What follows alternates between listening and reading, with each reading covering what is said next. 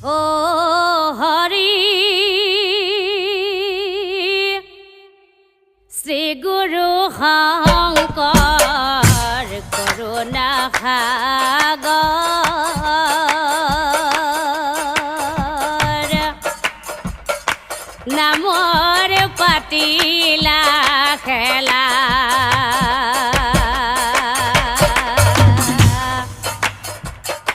হৰিৰ নামৰ কল সজাই দিলা ভেল কলিৰ লোকে নিষ্ঠা ৰেলায় হৰি শ্ৰী গুৰু শংকৰ কৰুণা সাগৰ নামৰ পাতিলা খেলা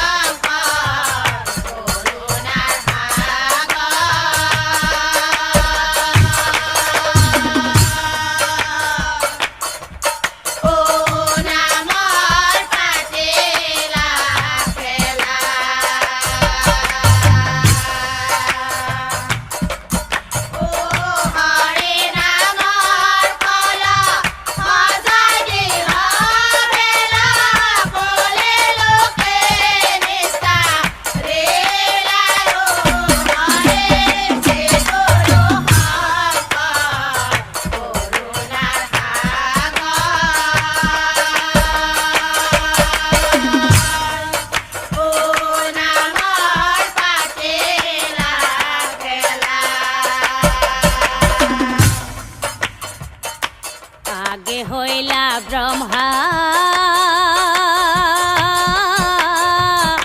পিছে হইলা বিষ্ণু দুইজনে নৌকাৰ কান্ডাৰি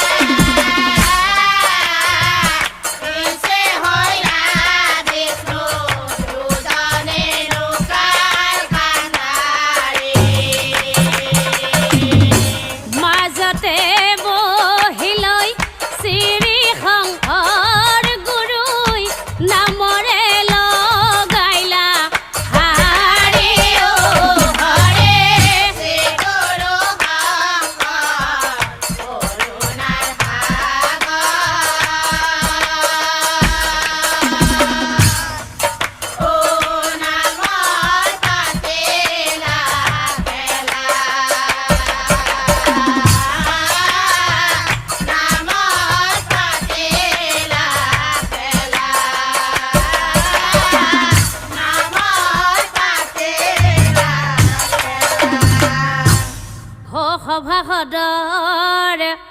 পদধূলি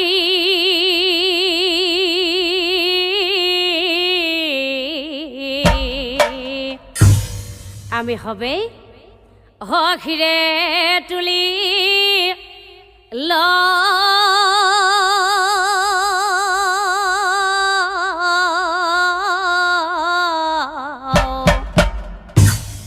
এই সীতা দেৱীৰ পূৰ্বৰ জন্মৰ কথা হকে হাৰমান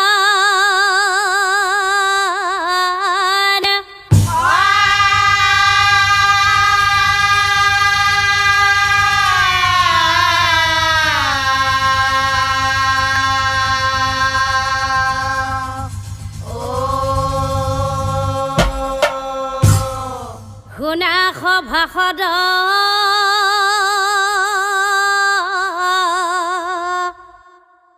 কৰুণ মস্কাৰ হয়তো কথা অতি মনোহৰ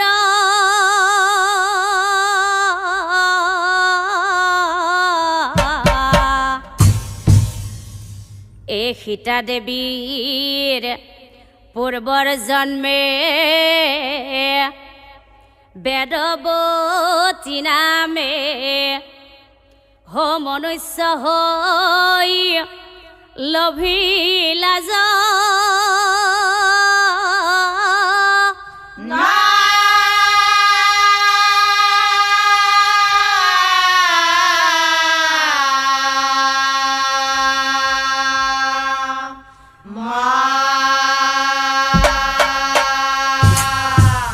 শ্ৰীৰাজ শুবনি নামে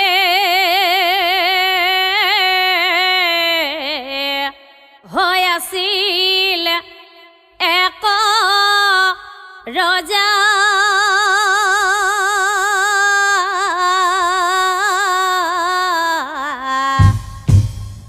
এই প্ৰভু শিৱৰ ভক্ত হৈ পালি লন্ত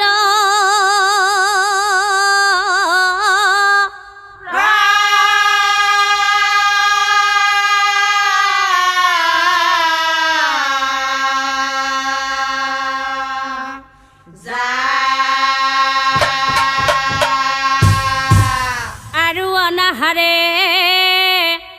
অনানিদ্ৰা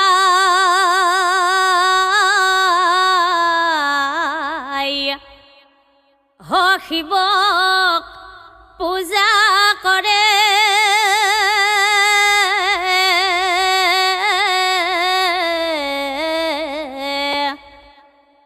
এই অন্য দেৱ দেৱীক ৰজাই মুঠে না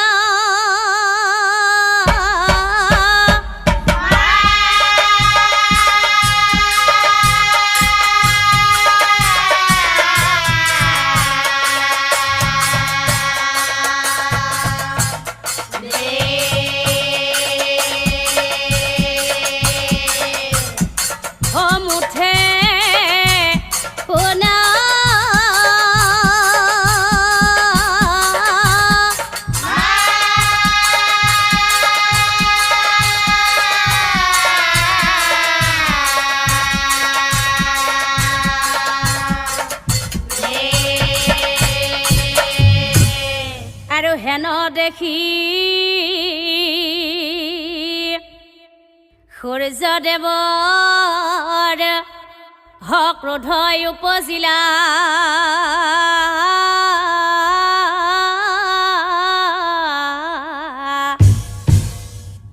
এই মহাক্ৰোধে ৰাজশুবনিক হয় অভিশাপ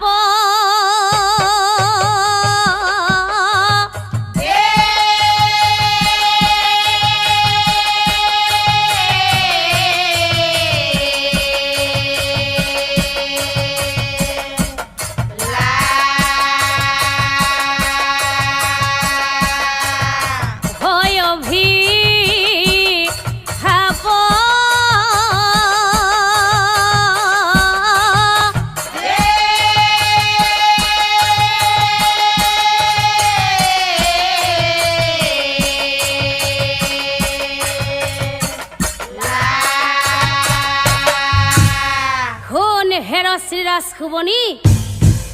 অকল শিৱক ভাবি তই আমাক পাহৰিলি সেইকাৰণে অভিশাপ দিম তোক নিশ্চয় জানিবি শুন হেৰ ৰাজশুবনি লক্ষ্মী ভ্ৰষ্ট হৈব তোৰ ৰাজ্যত মনত ৰাখিবি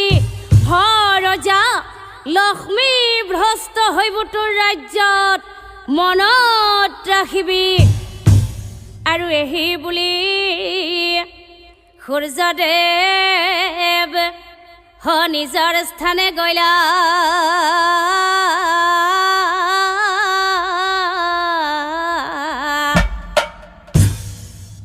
হে অভিশাপ পাই ৰজাই পাছে কান্দি বেলা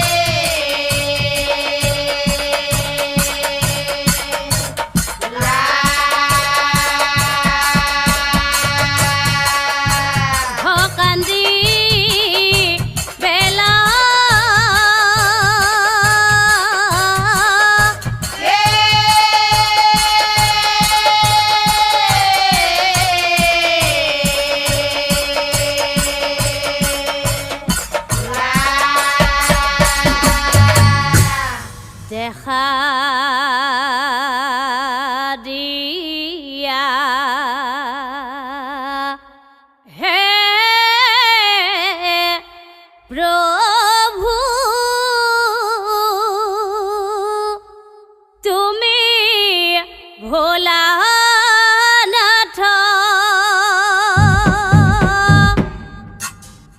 তোমাক পূজা কৰি মই পালো অভিশাপ পালো অভিশাপ দেখা দিয়া হে প্ৰভু তুমি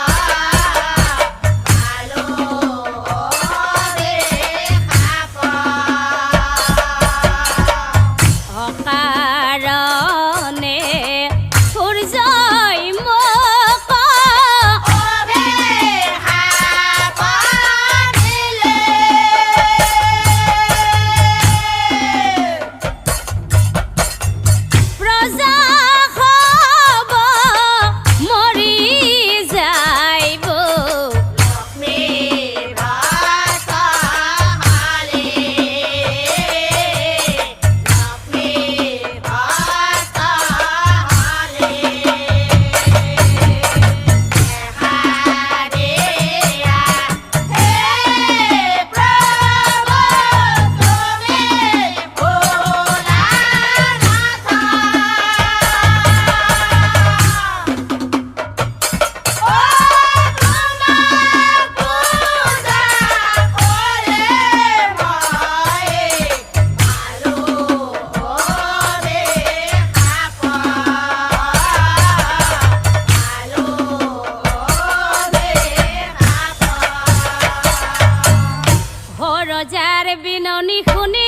ভোলা মহে সৰয়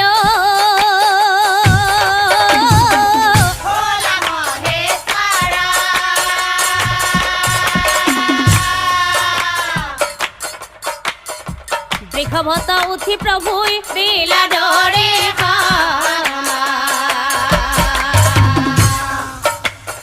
বৃষভত উঠি প্ৰভুই শিৱই বোলে ৰজা তুমি দুখ নকৰিবা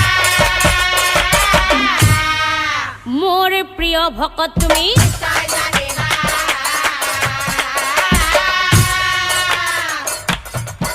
অ মোৰ প্ৰিয় ভকত তুমি আৰু শুনা ৰজা এই ভকত হৈছে মোৰ প্ৰাণ ভকতে মোৰ ধন উচিত শাস্তি দিম সূৰ্যক উচিত শাস্তি দিম সূৰ্যক যায় যায়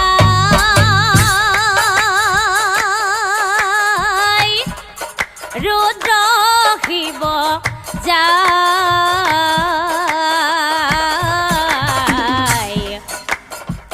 বৃষভত উঠে প্ৰভুই পন্থে আছে যায় বৃষভত উঠি প্ৰভুই পন্থে আছে যায়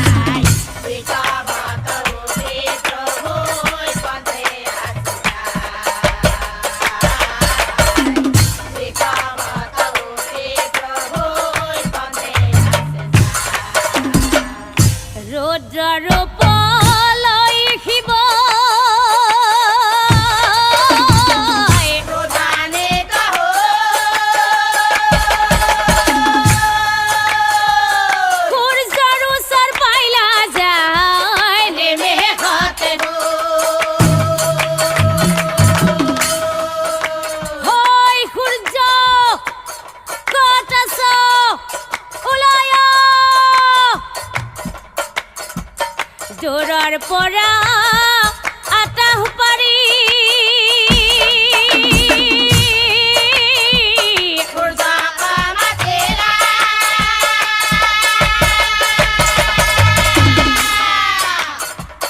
মোৰ ভকতক অভিশাপ দি আৰে বনোৱাৰা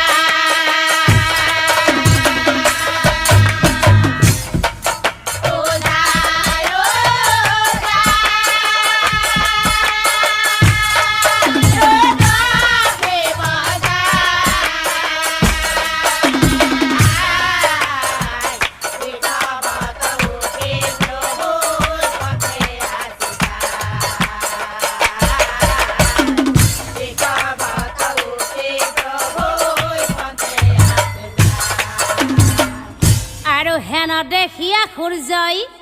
নিৰিখিয়া শিৱৰ ৰূপ দেখি তাৰ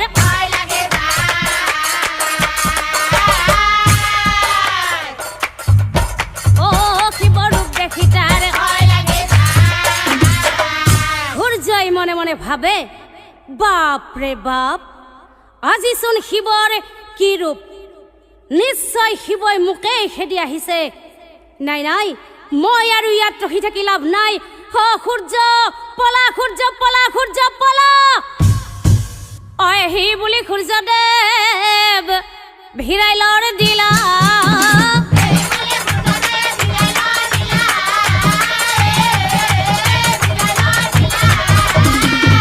মহাক্ৰোধে মহাদেৱে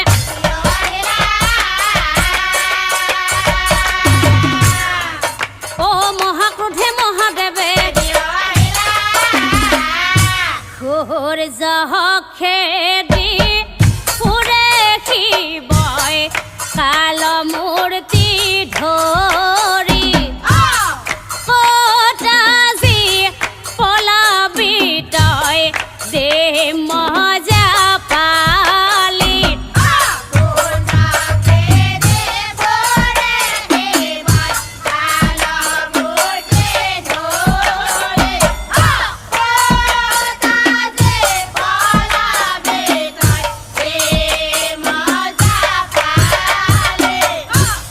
শিৱৰ ভয়ে সূৰ্যদেৱৰ ধাতুৰে দৌৰি দৌৰি নাৰায়ণৰ ওচৰ পাৰিলা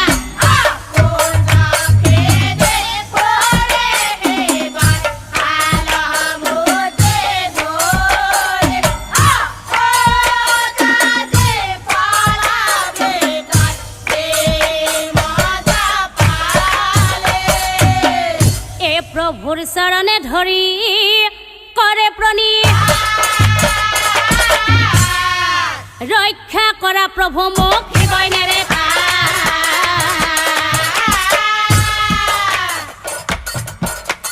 ৰক্ষা কৰা প্ৰভু মোক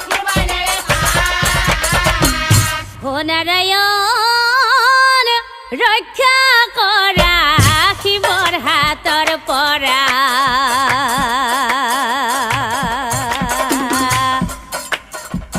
শিৱই খেদে পিছে পিছে ক'ত লুকাম কোৱা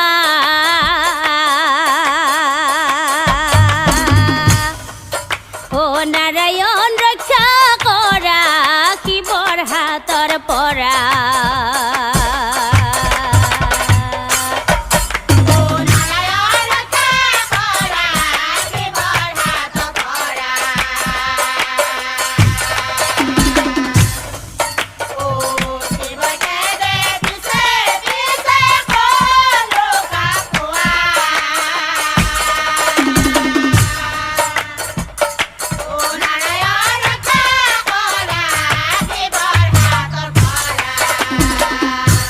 নাৰায়ণে বোলে সূৰ্য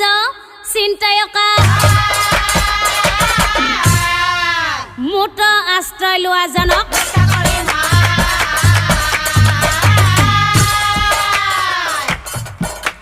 মুঠ আশ্ৰয় লোৱাজনক অভয় নকৰিবা সূৰ্য ইয়াত বহি থাকা শিৱৰ আগত কিন্তু নামাতিবা দেৱৰ ভিতৰত শিৱ শ্ৰেষ্ঠ সৰ্বশক্তি তোমাৰ দৰে কৌতি সূৰ্যক কৰিবনে না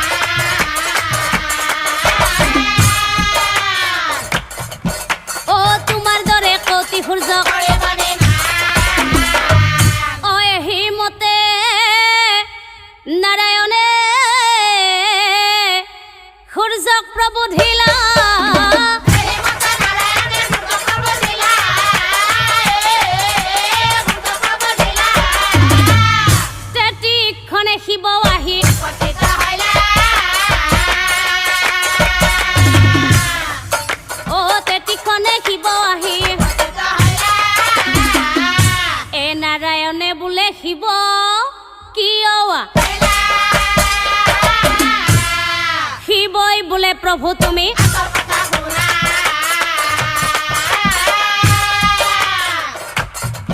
অ শিৱই বোলে প্ৰভু তুমি আচল কথা শুনা শুনা প্ৰভু তুমি আচলতে যিজন সূৰ্যক ইয়াত স্থান দিছা এই সূৰ্যই কি কৰি থৈ আহিছে জানা প্ৰভু এই সূৰ্যই মোৰ ভকত ৰাজকুমাৰীক লক্ষ্মী ভ্ৰষ্ট হ'বৰ বাবে অভিশাপ দি থৈ আহিছে আৰু সেইকাৰণেই হাক মই খুদাই নেৰিম কাৰণে ইয়া কাজৰাই ৰে এই ত্ৰিশূলেৰে ইয়াৰ অযথা আমফালি আহিব কম্পে ধৰা থৰ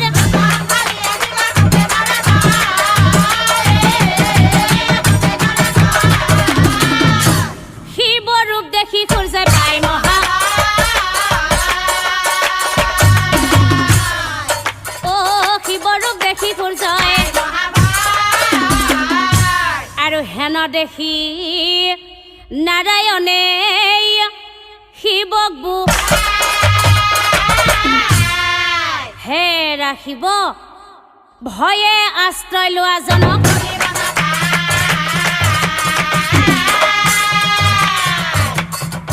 অ ভয়ে আশ্ৰয় লোৱা জনক শুনা শিৱ যজ্ঞ ভোগ্য বসুন্ধৰা যজ্ঞজনেহে ভোগ কৰিব পাৰে সূৰ্য যোগ্য নহয় গতিকে ইয়াক কোনেও পূজা নকৰে সেয়েহে তেওঁৰ ভোগ নাই তুমি হৈছা মনুষ্য লোকৰ অতি প্ৰিয় দেৱতা আৰু সেইকাৰণেই মনুষ্য লোকৰ ঘৰে ঘৰে বন বিৰিখে তোমাক কৰিছে প্ৰতিষ্ঠতা আৰু শিৱ তুমি তোমাৰ ভকত ৰাজকুমাৰীৰ কথা চিন্তা কৰিছা নহয়নে বাৰু তুমি তোমাৰ ভকত ৰাজকুমাৰীৰ কথা চিন্তা কৰিব নালাগে কিয় জানা শিৱ তোমাৰ ভকত ৰাজকুমাৰীৰ কাম ইতিমধ্যেই মই কৰি থৈছো তোমাৰ ভকত ৰাজকুমাৰীৰ ঔৰসত মালাৱতীৰ গৰ্ভত লক্ষ্মীয়ে মনুষ্য ৰূপে জন্মগ্ৰহণ কৰিব আৰু তেতিয়াৰ পৰাই তোমাৰ ভকত ৰাজকুমাৰীৰ ৰাজ্যত লক্ষ্মী আদৰি আহিব লক্ষ্মী আদৰি আহিব এই কথা শুনি শিৱ শান্ত হৈলা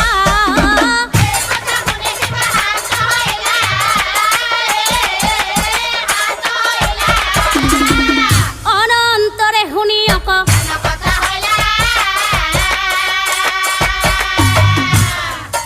অনন্তৰে শুনি বিধিৰ লিখনা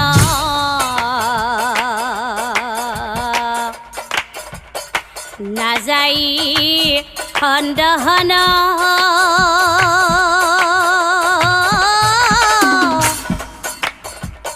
চোৱা প্ৰভুৰ মহিমায় পাৰ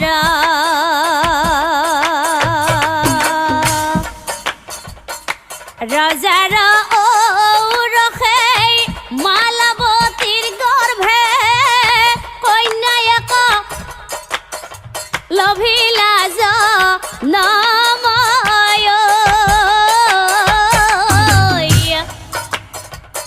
বিধিৰলি খনা নাযাই খণ্ডহন চোৱা প্ৰভুৰ মহিমায় পাৰ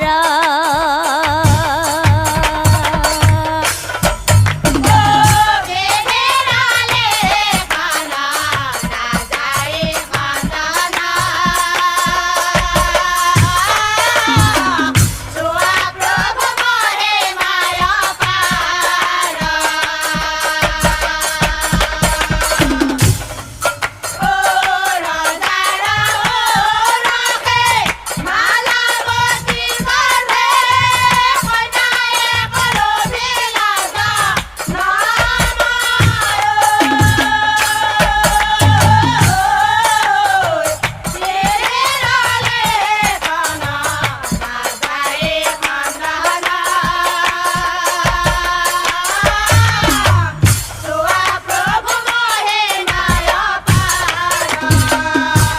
অতি ৰূপৱতী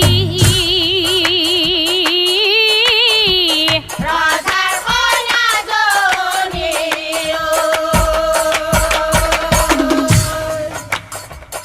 নাম থৈলা বেদৱতী নাম থৈলা বেদৱতী জন্মিবৰ দিনা লক্ষ্মী আই আহিলা ৰজাই হৰষিত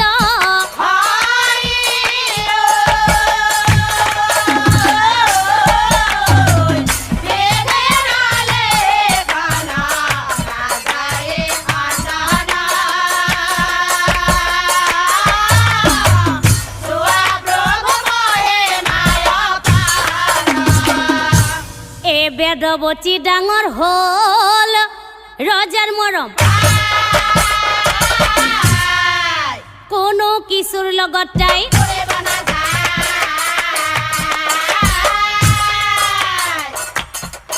অ কোনো কিশোৰ লগত তাই অ একদিনা সখীগণে তাইক লৈ যায় ইজনী সিজনী মিলি অ সখী কি ভাবি থাকা আমাক নকোৱা কি আছে মনতে আমাৰ আগত ভাঙি পাতি কোৱা আমাৰ আগত ভাঙি পাতি কোৱা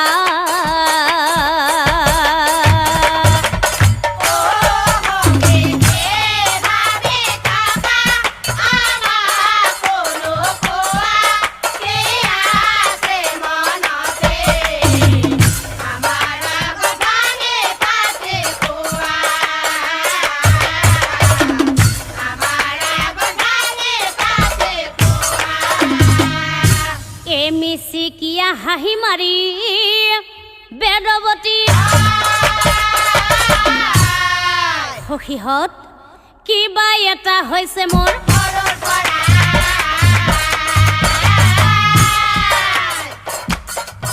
অ কিবা এটা হৈছে মোৰ অ খাওঁতে শুতে অকল মই বিষ্ণুৰ কথা ভাবো অকস্মাতে কেতিয়াবা আৰু সখীহঁত লাজ কৰিলে কিনো হ'ব সপোনত হৈছে মি বিষ্ণুৰ বাহিৰে আন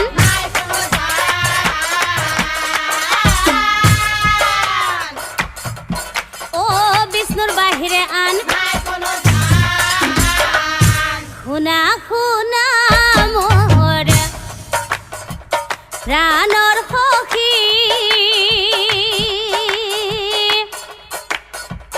হব কথা কলো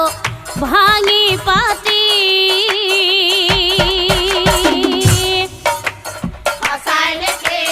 সঁচাই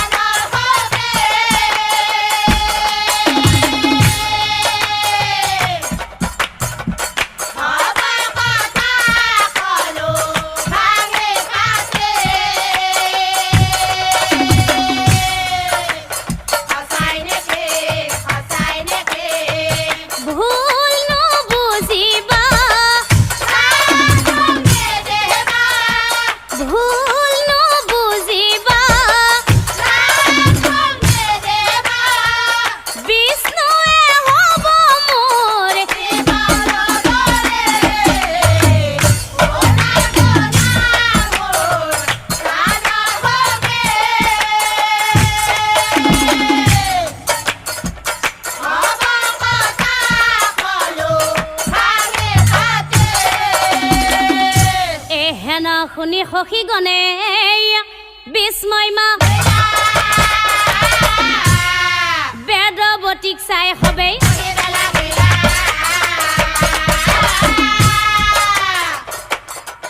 ও বেদৱতীক চাই হবেই কি কলা সখী তুমি ভগৱান বিষ্ণুক স্বামী বৰণ কৰিলা তুমি মহা ভুল কৰিলা সখী তুমি মহা ভুল কৰিলা কিয় জানা সখী আমি হৈছো সাধাৰণ মনুষ্য আৰু বিষ্ণু হৈছে স্বয়ং ভগৱান আমাৰ দৰে সাধাৰণ মনুষ্যই ভগৱান বিষ্ণুক স্বামী বৰণ কৰিলে কেতিয়াও নাপাওঁ সখী কেতিয়াও নাপাওঁ সেয়েহে তুমি মহা ভুল কৰিলা সখী তুমি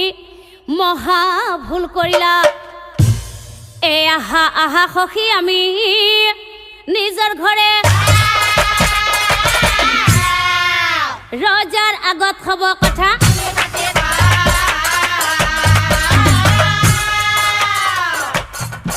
ও ৰজাৰ আগত হ'ব কথা ঐ আহি বুলি সখীগণ উলটি আহিলা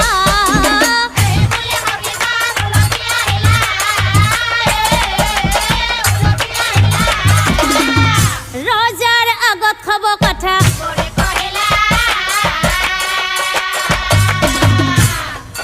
ও ৰজাৰ আগত হ'ব কথা মহাৰাজ সৰ্বনাশ হৈছে মহাৰাজ সৰ্বনাশ হৈছে সখী বেদৱতীয়ে ভগৱান বিষ্ণুক স্বামী বৰণ কৰিছে মহাৰাজ তাইৰ এই ৰোগৰ চিকিৎসা কৰক মহাৰাজ নহলে তাই পাগলী হৈ যাব মহাৰাজ নহলে তাই পাগলী হৈ যাব এই সখীগণৰ কথা শুনি ৰাজকুমাৰ অতি মৰমেৰে কন্যাক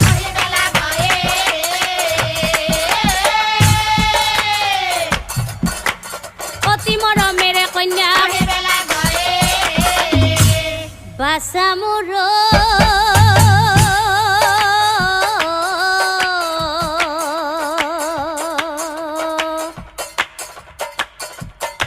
বাছা মোৰ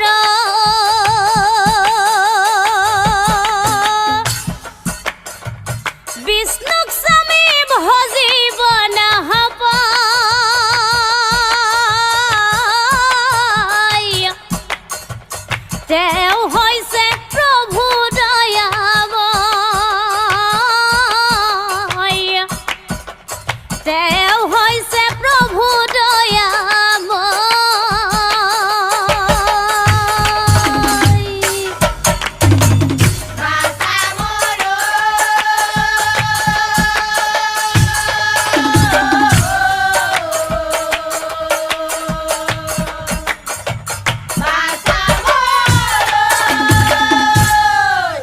স্বয়ম্বৰ পাতিম বাছা তোমাৰকা উপযুক্ত দৰা পাবা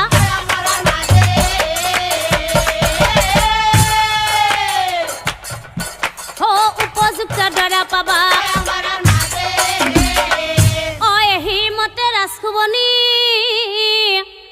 কন্যাক বুজাই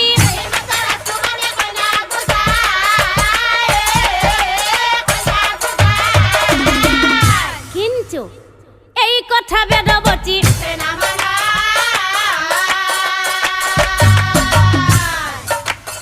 এই কথা বেদৱতী পিতা ইমান কৈ নকবা হে পিতা মোৰ বিষ্ণুক স্বামী ভজি ৰাখিছো হৃদয়ত বিষ্ণুৰ বাবে বনলৈ যাম বনতে ধ্যান কৰিছা মোৰ পিতা ঐ বনতে ধ্যান কৰিছা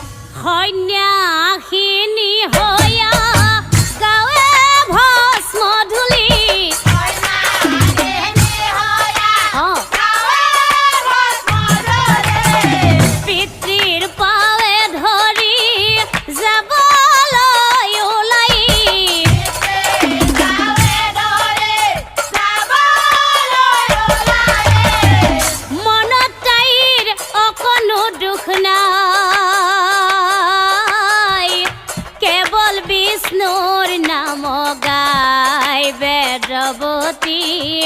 কেবাৰে তোৰ নাম গায় এ বিষ্ণু বিষ্ণু বুলি তাই পন্থে আছে গাঁৱৰ যত নৰ নাৰী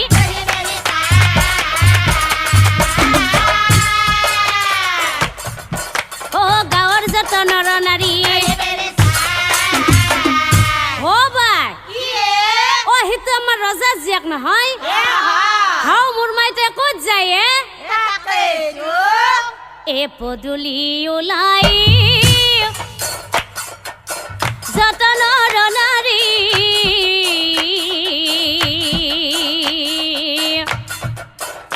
অ ৰজাৰ কন্যাক বেঢ়ি বেঢ়ি চাই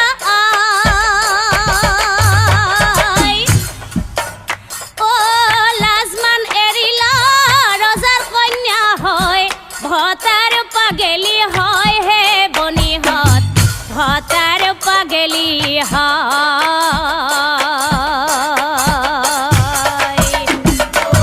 পদূলি ওলাই যত নৰ নাৰী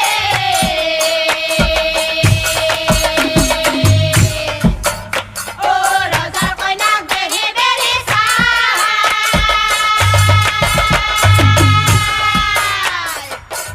ও লাজমান এৰিলা ৰজাৰ কন্যা হৈ ভতাৰ পাগেলি হয় হে বনিহত ভতাৰ পাগেলি হয় ঐ ইজনী সিজনী খুচ খুচাই হাঁহে ঐ এনে কথা কৈছো শুনা নাই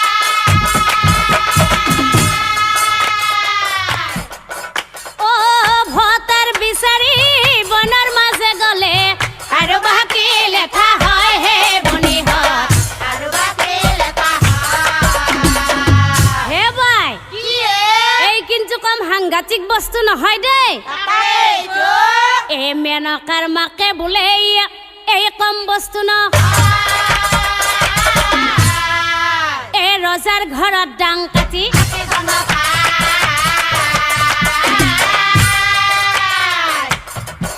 অ ৰজাৰ ঘৰত ডাং কাটি অকালৈকো নাচাই মোৰ মাই গু গু কৈ যায় লাজ লগা নাই বেটিৰ লাজ লগা নাই বেটিৰ হে বাই আমাৰ হলে কপকপীয়া মুঠে ৰেহাই নাই বাইয়ে কথাতে একাষাৰ কথা আছে নহয় ডাঙৰ মানুহৰ দায় পিছলি পিছলি যা অ আৰু সৰু মানুহৰ দায় মোৰ মাই কাপোক কাপে খা ঠিক কৈছা ডাঙৰ মানুহৰ দায় মোৰ মাই পিছলি পিছলি যায় আমাৰ আপা আপি হলে সবে বদনাম গাই আমাৰ আপা আপি হলে সবে বদনাম গাই এ ৰজাৰ জীয়েকে ভতাৰ বিচাৰি গল কিয় দেখা নাই লোহা পোহা হলে সবে হেঁচা মাৰি ধৰে বাটে ঘাটে বদনাম গাই জীৱন ধ্বংস কৰে হে বাই বাইয়ে এ ৰজা জীয়েকে বনৰ মাজত যায় ভতাৰ বিচাৰি যায় আমাৰনো কি আহে যায় হয় না নহয় হয় যোনে যতে যায় যাই থাকক আমাৰ গিলা ভালে থাকলি হল হয় না বোলো আমি সকলো এতিয়া ঘৰা ঘৰি যাৱা অনানা মতে নাৰীগণে কৰে আলোচন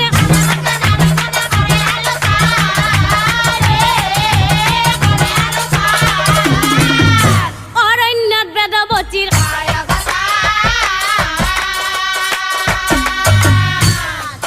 অ অৰণ্যত বেদবতীৰ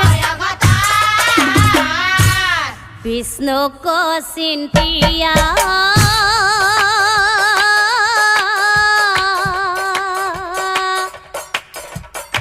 থাকে বেদবতী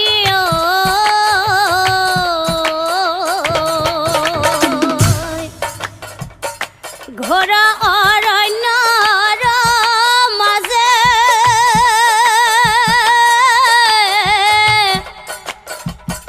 ঘোৰ অৰণ্যৰ মাজে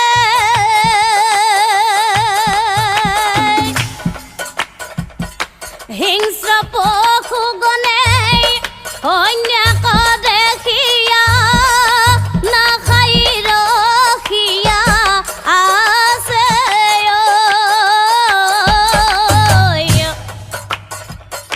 বিষ্ণুক চিন্তিয়া থাকে বেদৱতী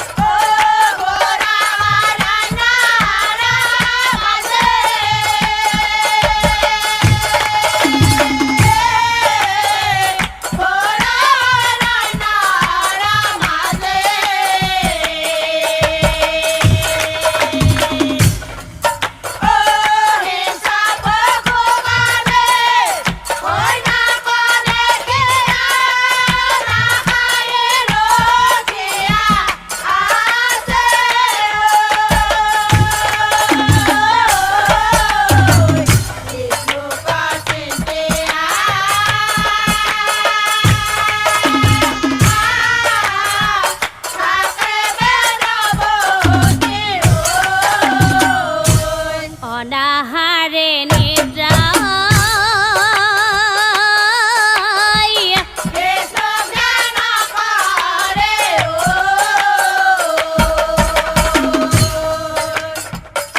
তথাপি বিষ্ণুক নাপাই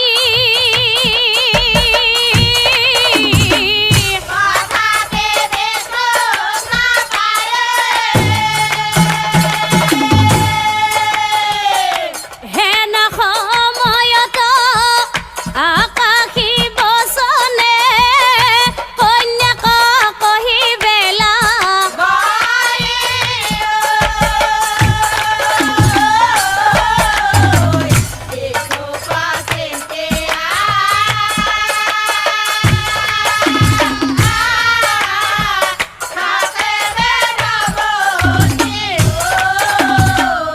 শুনা কন্যা, এই জন্মত তুমি বিষ্ণুক নাপাবা। পৰ জন্মত তুমি সীতা দেৱী নাম লৈ জনম লভিবা। আৰু প্ৰভু বিষ্ণুই ৰাম অৱতাৰ লৈ জন্মি তোমাক পত্নীৰূপে গ্ৰহণ কৰিব, জানিবা নিশ্চয়। কি এই জনমত মই বিষ্ণুক নাপাওঁ? এয়া মই কি শুনিলো? এই জন্মত মই বিষ্ণুক নাপাওঁ। বিষ্ণু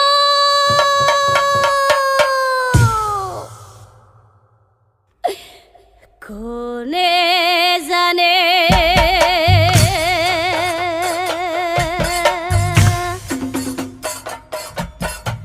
মোৰ সপোন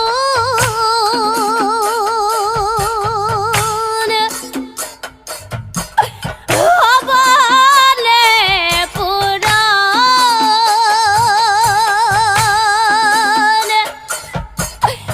আকাশতে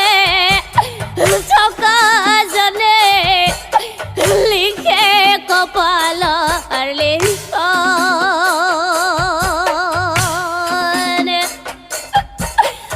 আকাশতে থকা জনে লিখে কপালৰ লিখন।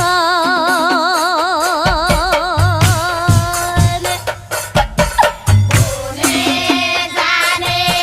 মোৰ সপোন হ'বনে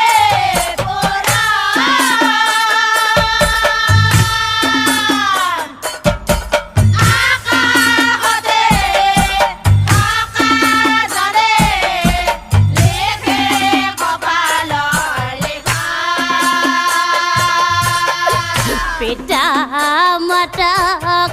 এৰি মই কিয় ইমান দুখ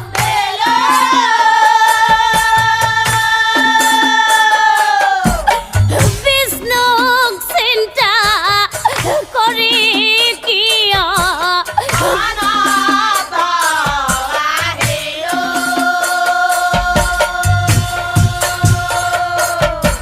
কোনে জানে মোৰ হাতত আৱনে পুৰা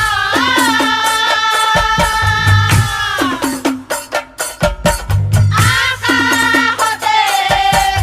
আকাশনে লেখে কপালৰ লিখন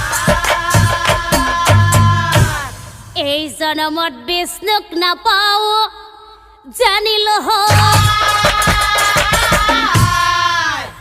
ঘৰলৈ গলে পিতাই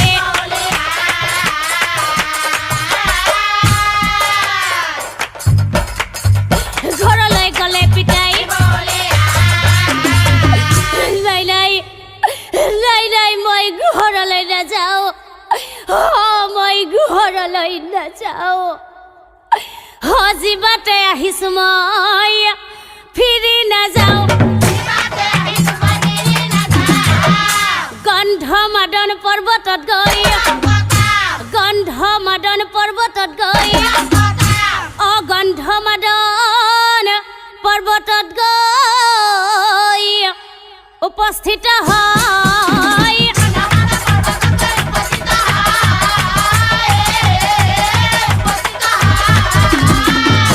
কত দূৰে ৰাৱণে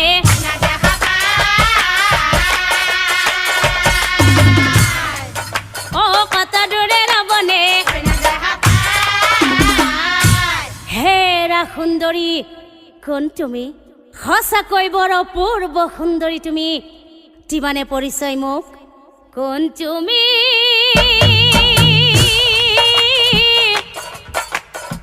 দেৱী নে মায়াবিনী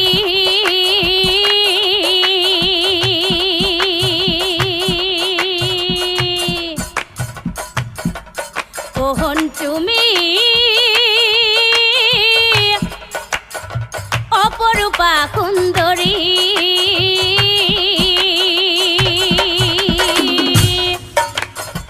ক'ত থাকা তুমি কি নাম তোমাৰ ক'ত থাকা তুমি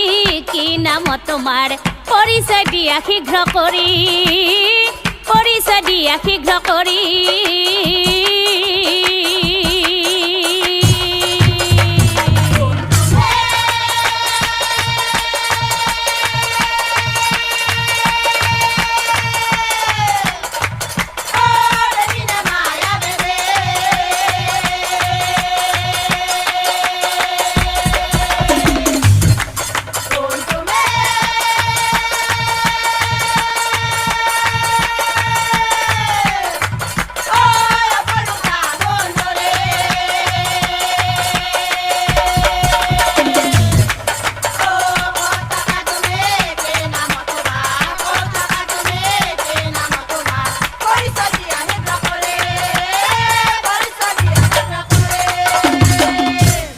কন্যাই বোলে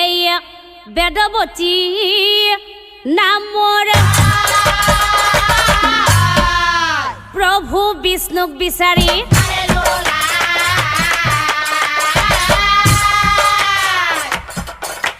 প্ৰভু বিষ্ণুক বিচাৰি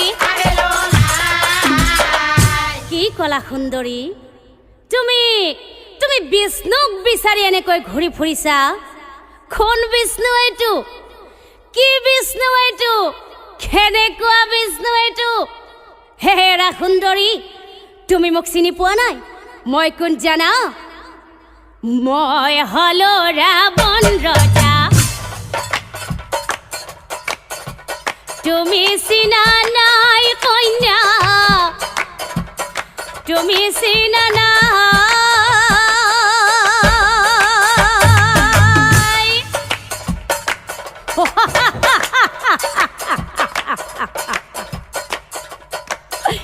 মোৰ সমান মহাবীৰ ত্ৰিভুবনে নাই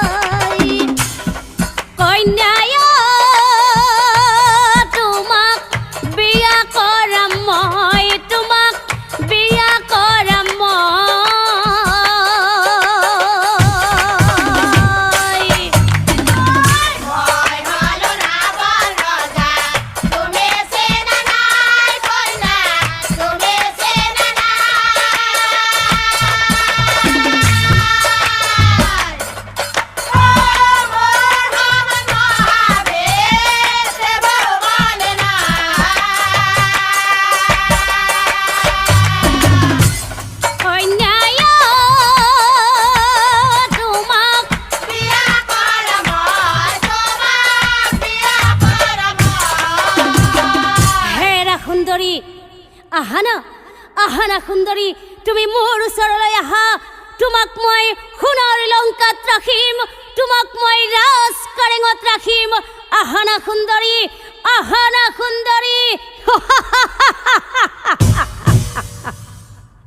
আহা আহা বুলি ৰাৱণ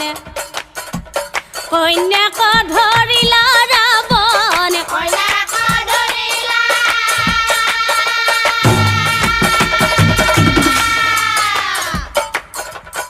হয় ৰাৱণ এৰি দে বুলি কৈছো ৰাৱণ ভালে ভালে কৈছো এৰি দে ৰাৱণ ভালে ভালে কৈছো এৰি দে হেন দেখি বেদৱতী ক্ৰোধত জ্বলে হেলা ৰাৱণ তই মুখায়েৰ দিয়া ৰাৱণ মুখায়েৰ দিয়া শুন ৰাৱণ ৰজাৰ কন্যা হৈ পিতা মাতা সবাকোতে গিলো বিষ্ণুক স্বামী পাবৰ মৰে এই বনলৈ আহিলো বিষ্ণু হৈছে মোৰ স্বামী দেৱতা কোন সাহসত পৰৰ নাৰী হৰিব খোজা লাজ নেলাগিল কুলংগাৰ মোৰ কাৰণে তোৰ স্বৰ্ণ লংকা পুৰি হইব সাৰখাৰ আৰু শুন ৰাৱণ তহঁতৰ দৰে ৰাৱণৰ কাৰণেই তহঁতৰ দৰে মুখা পিন্ধা ভদ্ৰলোকৰ কাৰণেই আজিৰ সমাজত নাৰীৰ সুৰক্ষা নাই এইফালে চাবা ধৰ্ষণ আনফালে চাবা লুণ্ঠন আনফালে চাবা অপহৰণ কিমান চাবা চি ৰাৱণ চি আৰু শুন ৰাৱণ যুগে যুগে যেনেকৈ তহঁতৰ দৰে ৰাৱণৰ জন্ম হ'ব আৰু তেনেকৈ তহঁতৰ দৰে ৰাৱণক ধ্বংস কৰিবৰ বাবে যুগে যুগে মোৰ দৰে সীতা দেৱীৰ জন্ম হ'ব ৰাৱণ মোৰ দৰে সীতা দেৱীৰ জন্ম হ'ব তই মৰিবি মোৰ কাৰণেই ৰাৱণ তইও মৰিবি মোৰ কাৰণেই প্ৰভু ৰামৰ পত্নী হৈ সীতা দেৱী নাম লৈ লভিম জনম মোৰ কাৰণে তোৰ মিলিব মৰণ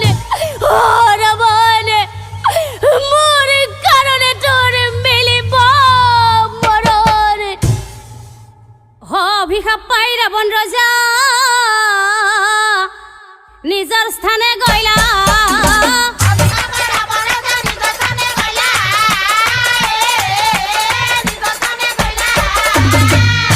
আনফালে বেদৱতীৰ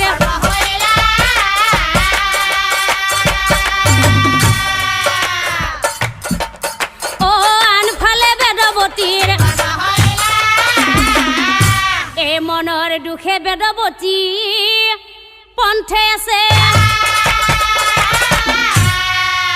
কত দূৰে নাৰদ মুনি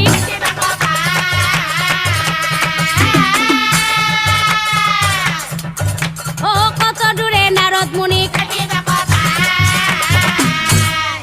কন্যাই বোলে নাৰদ মুনি ধৰিছ ৰণয়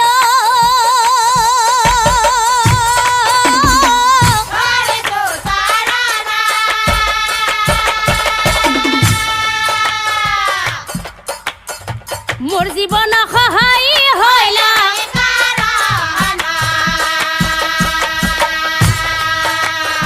মোৰ জীৱন সহায় হইলা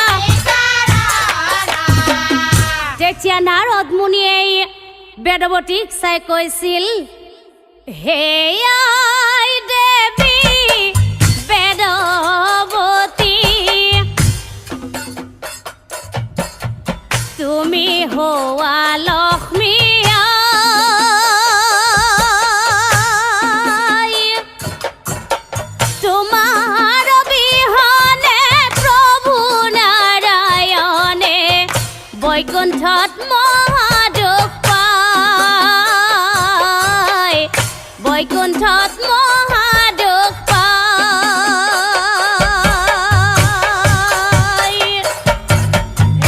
আই দেৱে বেদৱতী, তুমি হোৱা লক্ষ্মী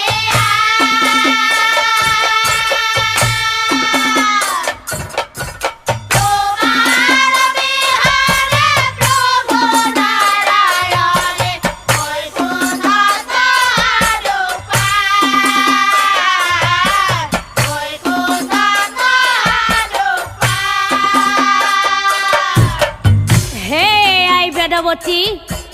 তুমি কাৰ অভিশাপত এই মনুষ্য লোকত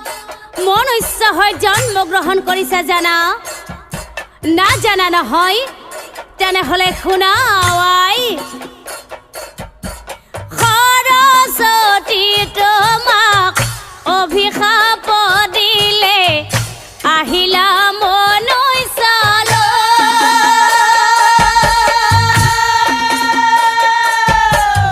সীতা হৈ জন্মিবা এই পৰজন্মে, প্ৰভু আহিব ৰাম হৈ।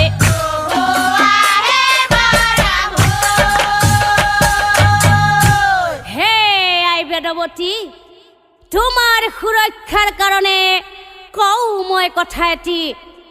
শুনা আই বেদৱতী, তুমি যিহেতু এগৰাকী নাৰী, গতিকে আজিৰ সমাজত এজনী নাৰীয়ে এনেকৈ জীৱন অতিবাহিত কৰাটো সহজ কথা নহয়। প্ৰতিটো খোজতে তুমি ঘাত প্ৰতিঘাতৰ সন্মুখীন হ'ব লাগিব। সেয়েহে আই বেদৱতী, তোমাৰ সুৰক্ষাৰ কাৰণে কওঁ মই কথা এটি, শুনা আই। আজিৰ পৰা তুমি এটা ডিম্ব আকৃতি হৈ থাকিবা, আৰু সেই ডিম্বটো নদীৰ সোঁতত উটি গৈ গৈ গৈ গৈ জনক ৰজাৰ হেতি পথাৰত পোত যাব, নিশ্চয় জানিবা। আৰু আই, সেই জনক ৰজাই হাল বাই তোমাক পাই ঘৰলৈ আনিব, আৰু সেই ডিম্বটোৰ পৰা তোমাৰ জন্ম হ'ব, আৰু জন্ম হোৱাৰ দিনৰে পৰা তোমাৰ নাম সীতা দেৱী হ'ব। অ' আই, আৰু সেই ত্ৰেতা যুগতেই প্ৰভু বিষ্ণুই ৰাম অৱতাৰ লৈ জন্মি তোমাক বিয়া কৰাই তোমাৰ মনৰ আশা পূৰণ কৰিব। অ' এহি বুলি